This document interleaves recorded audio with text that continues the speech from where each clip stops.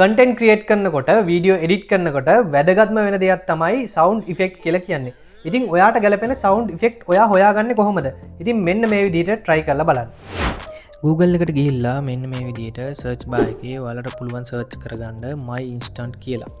ඉතින් මෙන්න මේ විදිහට පළවෙනියටම මේ වෙබ්සයිට් එක තියෙනවා. ඒක උඩ ටච් කරගන්න. ඊට පස්සේ ඔයාලට ගොඩක් sound effects මෙන්න මේ විදිහට බලා ගන්න පුළුවන්. ඉතින් මේ කැමති එකක් ඔයාලට download කරගන්න පුළුවන්.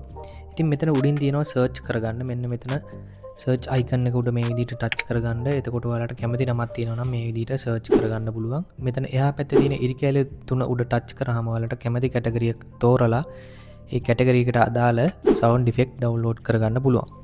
ඉතින් මේ කැමති එකක් ඔයාලට කැමති විදිහට download කරගන්න පුළුවන්. ඔයාට ගැලපෙන එක තෝරගන්න. ඉතින් මේ ගැලපෙන එක තෝරගත්තට පස්සේ මේ විදිහට touch කරාම ඔයාලට පහලින් බලා ගන්න පුළුවන් download mp3 කියලා තියෙනවා.